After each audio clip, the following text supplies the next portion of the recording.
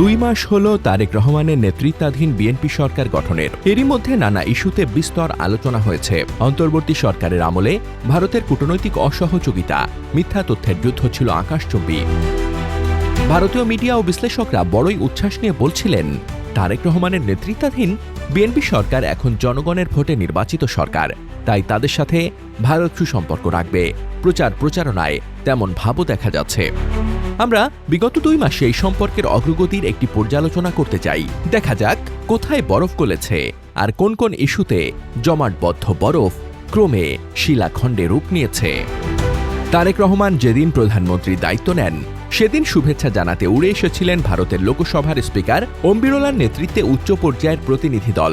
ভারতীয় গণমাধ্যমে উচ্ছ্বসিত আবেগে বর্ণনা করেছিল সম্পর্ক স্বাভাবিক করার নানা গালভরা কথা। নির্বাচিত হওয়ার পরে মাননীয় প্রধানমন্ত্রী, ভারতের প্রধানমন্ত্রী কংগ্রাচুলেট করেছে এবং নাকি উল্লেখ করছেন উনার নেতৃত্বেই আগামী বাংলাদেশ এবং বাংলাদেশের সম্পর্ক ভারতের সাথে এগিয়ে নিবে ভারত। এরই মধ্যে বৈশ্বিক তেল সংকট ও যুদ্ধ পরিস্থিতির মধ্যে ভারত থেকে জ্বালানি তেলের চালানও এসেছে। এ নিয়ে ধন্যবাদও দিয়েছেন পররাষ্ট্রমন্ত্রী ড. খলিলুর রহমান। গত 9 এপ্রিল থেকে 12 এপ্রিল সময়কালে ভারত সফর করেছেন তিনি। ভারতের পররাষ্ট্রমন্ত্রী জয়শঙ্কর, নিরাপত্তা উপদেষ্টা অজিত দোভাল সহ নানা শীর্ষ ব্যক্তির সঙ্গে সাক্ষাৎ করেছেন। দেশে এসে তার সফর সঙ্গী ও তারেক রহমানের পররাষ্ট্র উপদেষ্টা হুমায়ুন কবির বলেছেন, বাংলাদেশিদের জন্য যোগাযোগ ও ভিসা প্রক্রিয়া পুনরায় সহজ হবে এমন আশ্বাস নাকি পাওয়া গেছে। এই সফর ব্যাপক সফল বলেও উল্লেখ করেছেন তিনি।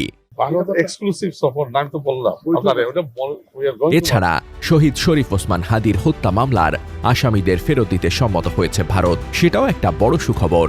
অবশ্য ঢাকার কাগজে খবর বেরিয়েছে, হাদি হত্যার আসামিদের ফেরতের আলোচনা হলেও পলাতক হাসিনাকে ফেরত আনার বিষয়ে আলোচনাই আসেনি। শেখ হাসিনা এবং আরো তো শেখ হাসিনার সাথে আওয়ামী লীগ ক্রিমিনালরা আছে ওখানে, আমরা বিভিন্ন জায়গায় পরিষ্কারভাবেই যাচ্ছি। আজকে আমরা কোনো ডিটেইলস ওইগুলা নিয়ে ডিসকাস করিনি। ঘটনা এখানেই শেষ নয়। যেদিন পররাষ্ট্রমন্ত্রী খলিলুর রহমান দিল্লি গিয়েছেন, সেদিনও লালমনিরহাট সীমান্তে ভারতীয় বাহিনীর গুলিতে বাংলাদেশের এক ব্যক্তির মৃত্যু ঘটেছে। শুধু তাই নয়, এই সপ্তাহেই 6 এপ্রিল ভারতীয় গণমাধ্যমে আলোড়ন করেছে আরেকটি বিষয়। সীমান্তের নিরাপত্তা নিয়েই বড্ড গা শিউরে ওঠার মতো সে খবর। ভারতের স্বরাষ্ট্রমন্ত্রী অমিত শাহ নির্দেশ দিয়েছেন কর্মকর্তাদেরকে সীমান্ত ব্যবস্থাপনায় নতুন চিন্তা করতে। সেজন্য বিষাক্ত ও ভয়ঙ্কর সরীসৃপ ছাড়ার কথা ভাবছে তারা। আন্তঃসীমান্ত নদী, যার মালিকানা 2 দেশের। এখানে আপনি যে কুমির ছাড়বেন, কুমির কি সীমানা বুঝবে যে বাংলাদেশের জলসীমা কোনটুকু ভারতের জলসীমা?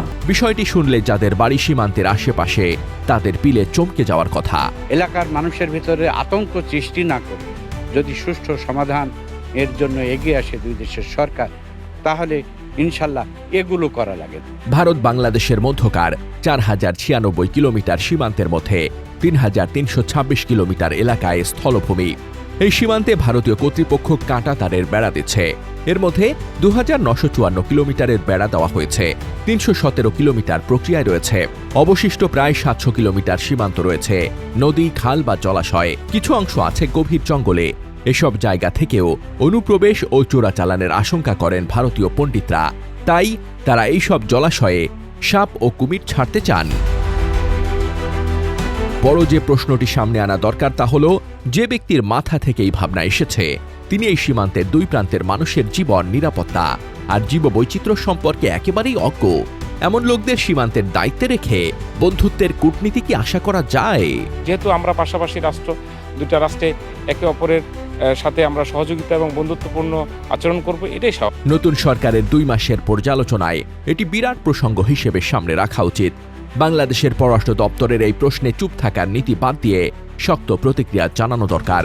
মনে রাখা দরকার, ভারতীয় নদী ও জলাশয়গুলোর ঢালে অবস্থান বাংলাদেশের। ফলে এসব জলাশয়ের সাপ ও কুমিরের প্রজনন হলে তা বিনা বাধায় বাংলাদেশের নদীবহুল জনবসতিকে নিরাপত্তার ঝুঁকিতে ফেলবে। সীমান্তে গুলি করে কাউকে হত্যা করলে তার বিরুদ্ধে আন্তর্জাতিকভাবে ভারতকে দায়ী করা হয়। আন্তর্জাতিক মহল ভারতীয় বাহিনীর এই অভ্যাসের কারণে ট্রিগার হ্যাপি বাহিনী হিসেবে খ্যাত। কিন্তু সাপ কুমিরের আক্রমণের মাধ্যমে নিরীহ মানুষের মৃত্যু হলে দায় চাপবে প্রকৃতির ওপর। প্রশ্নের ঊর্ধ্বে থাকবে ভারতীয় বিএসএফ। এটা একটা ভয়ঙ্কর কূটকৌশল। বিষয়টি নিয়ে আগে কূটনৈতিক ও অন্যান্য চ্যানেলে প্রতিবাদ ও প্রতিক্রিয়া জানানো জরুরি। সরকারের 2 মাসের কূটনৈতিক বোঝাপড়ায় পুরনো ইস্যুগুলো অনেকটাই পিছিয়ে পড়েছে। বিশেষ করে তিস্তার পানির হিস্যা নিয়ে আলোচনা আর হাসিনার ফিরে আসার আলোচনা কতটা গতি পায় সেদিকে নজর থাকবে পুরো বাংলাদেশের।